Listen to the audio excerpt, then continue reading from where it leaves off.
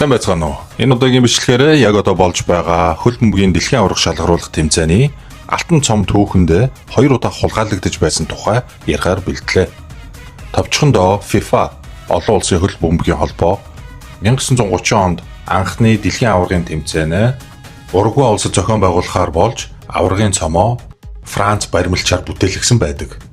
Эртний Грекийн ялалтын бурхан, охин тэнгэр, Nike хоёр гараараа хундаг өргөж боёг дүрсэлсэн нийт 3.8 кг жинтэй цул мөнгөөр цутгаж алтаар бүрсэн цом хийлгэжээ.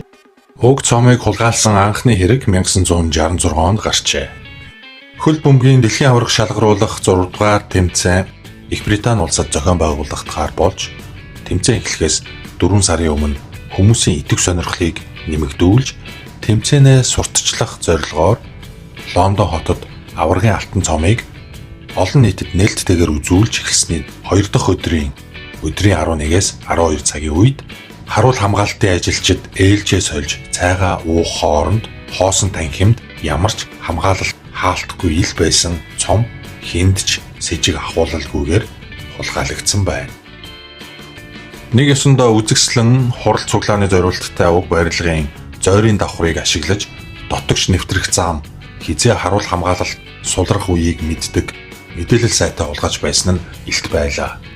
1966 онд хяналтын камер байтугай мэдрэгчтэй тохиолдолж байгаагүй юм да. Цом байсан танхимын хаалгыг гинжилж түгцсэн байсныг нь маш энгийнээр зүгээр л гинжтэй хаалганы бариулыг модон хаалганаас нь шүрүүпээр нь тайлаад онгойлгоцсон байх жишээний.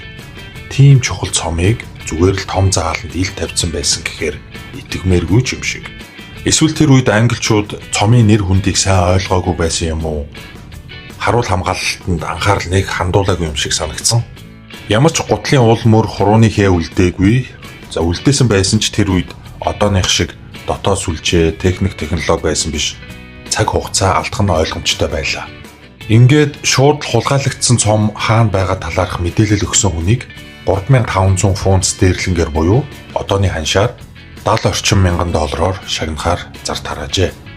2 хоногийн дараа цомыг хулгайлсан талаас 15 мянган фунт стерлинг, одооныхоор 400 мянган доллар өгвөл бид буталж хайлуулахгүй буцаагаад өгье гэдгийг FIFA-гийн ерөнхийлөгчид мэдгдсэн байна.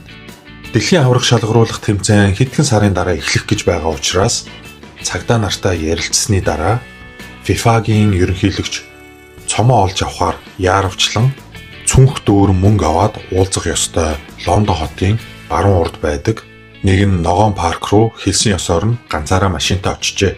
Тэр даруй машинд нь нэг залуу суусан бөгөөд шууд цааш явахыг тушаан бодлого араас нь цагдаа нар дагаж байгааг мэдмэгц машинаасаа бууж цухтаасан байна.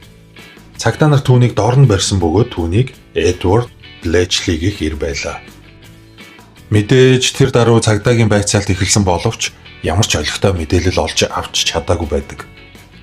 Эдвард өөрийгөө дундын зуучлагчийн үүрэгтэй хөлсөөр энэ ажлыг хийж байгаа. Цомыг хэн хулгайлсан, хаана байгааг огт мэдэхгүй гэж мэдүүлсэн байна. Шалгалт мөрдлөгөөр Эдвард худал хэлээгүй байх магадлалтай эсвэл зүгээр л энэ сенсацийг ашиглаад дундаас нь мөнгө олох гэсэн бүтлгүй санаатай нэгэн байж болох юм а гэж үзсэн. Шүүхээс түүнд 2 жилийн хорих ял оноосон юм байна. Лондонгийн цагдаа нар хэдэн өдөр бүтлгүүтэж байх хооронд Лондонгийн өмнөд хэсэгт Дэвид Корбет гэхэр Pickles нэртэй алаг нохоогоо салхилуулан алхаж байлаа.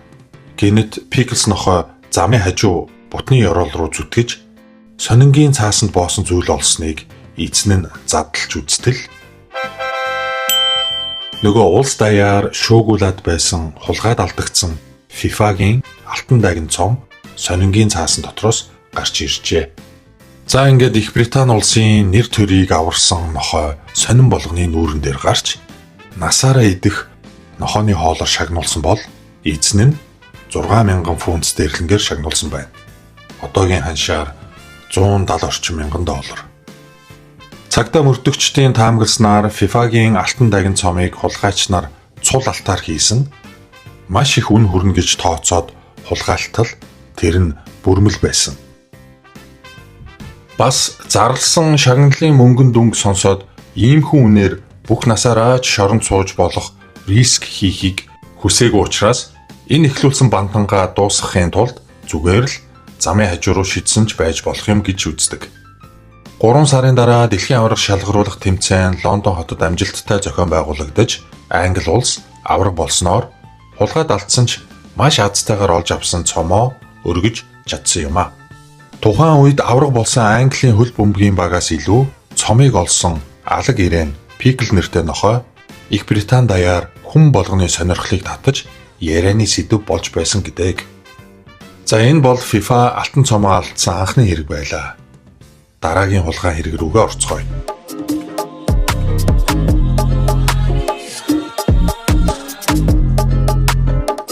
Сувгийг маань дэмжин subscribe дарж лайк, share хийгээ битгий мартаарай.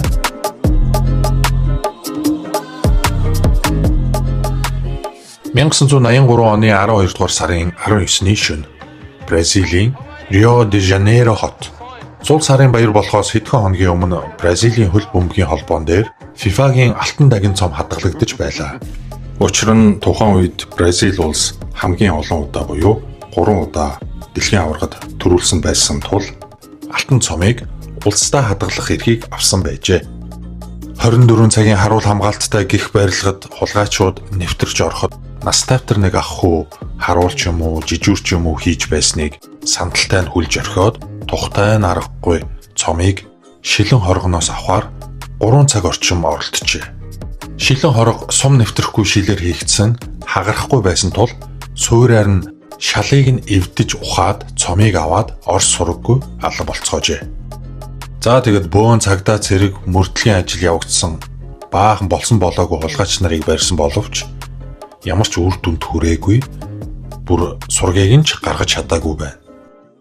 Бодиттой мэдээлэл олж авахаар $10,000 шагнал одоогийн ханшаар $33,000 амлан зар тараасан боловч үр дүн гарсангүй. Бүр ямар ч мэдээлэл ирсэнгүй. Ийхүү цаг хугацаа явсаар өнөөдрийг хүртэл яг бодиттой сураг гарч цом олдоогүй бөгөөд мөрдөгчд FIFA-гийн цомыг аль хэдийн хайлуулад зарж үрсэн байх гэж таамагладаг. Магадгүй хэн нэгэн нууцлаг баян эрхэм хувийн цуглуулгандаа захиалга өгч хулгайлуулсан ч байж болох юм. Харин FIFA үүнийг зүгээр хараад суусангүй. Дараагийн дэлхийн аварга шалгаруулах тэмцээн болохоос өмнө шинэ цомынхоо дизайны шалгаруултыг зарласнаар Италийн мэрэгжлийн баримлчийн загвар шалгарснаар FIFA-гийн цом одоогийн хэлбэр дүрсээ олж өөрчлөгдөжээ. Шинэ цом нь 6 кг жинтэй, 37 см өндөртэй, 18 каратын алтаар бүрсэн, суурьнд нь ногоолон эрдэнийн чулуу оруулж өгсөн, өнөөдрийн байдлаар $20 орчим сая үнэлэгдсэн ийм цом болжээ. Үүнээс гадна нэгэн өөрчлөлт хийсэн нь хөл бөмбөгийн дэлхийн аваргад төрүүлсэн улсын баг зөвхөн цомыг гартаа авах үе болон ялалтын баяраа тэмдэглэх үед л ориг жинхэнэ цомыг гартаа барьцгааж үзэх боломжтой юм байна. Бусад үед цомыг FIFA эргүүлэн авч өөрсдийн Швейцар дахь оффистоо найдвартай газар хадгалдаг бөгөөд харин оронд нь ялгагдахааргүй маш адилхан хийсэн дуурамал цомыг тухайн улсад өгдөг юм байна. Цомтой холбоотой бас нэгэн шийдэх ёстой факт байдаг нь цомын ёроол аваргалсан улсын нэрийг тухайн онтойн сийлж бичдэг юм байна. Одоо зөвхөн 2038 оны дэлхийн аварга шалгаруулах тэмцээнийг дуустал зай үлдсэн байгаа бөгөөд үүнээс цааш аваргалсан улсын нэрийг хаана яаж бичих, хэрхэн шийдэх тухай хэлэлцүүлэг FIFA дотор өрнсөөр байгаа. Хэрвээ танд үүнийг шийдэх эргэн санаа байвал комент хэсэгт бичиж үлдээгээрэй. Тун удахгүй хэдхэн хоногийн дараа 7 сарын 19-нд дэлхийн олон зуун сая хүмүүсийн мэлмийг баясгах алтан цомын тухай бэлдсэн түүх маань энд хүрээд өндөрлөж байна. Таны дэмжсэн баг дэлхийн аваргад төрүүлэх болтугай.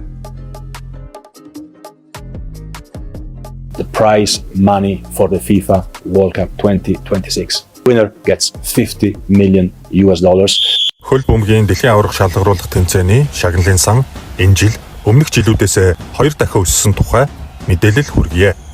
Шагналын сан өснө гэдэг нь мэдээж үүнийг дагаад ялсан хоцсон багийн авах мөнгөн дүн өснө гэсэн үг. Шагнал урамшуулал буюу нийт оролцож байгаа багуудад зарцуулах мөнгөн дүн 871 сая доллар юм байна. Сүүлийн 22 оны дэлхийн аварга шалгаруулах тэмцээний шагналын сан 440 сая доллар байжээ. Шагнал урамшууллын мөнгөн дүнг доороос нь дээшээгээ хилээд явчихъя. Нийт 48 багт шалгарч дэлхийн аваргад оролцож байгааг нь урамшуулан тус бүр 10 сая доллар өгсөн юм байна. Бас баг тус бүрт бэлтгэлийн зардал гэж 2.5 сая доллар өгсөн юм байна. За цаашлаад хэсгийн шатнаас хасагдсан баг бүрт 9 сая доллар, шөвгийн 32-т шалгарсан баг бүрт 11 сая доллар, шөвгийн 16-д шалгарсан багт 15 сая доллар, за шөвгийн 8-д үлдвэл 19 сая доллар, 4-р байр 27 сая доллар, 3-р байр 29 сая доллар, за дэд байр 2-р байр 33 сая доллар. Ингээд эцэст нь аваргалсан баг 50 сая доллар авах нэ.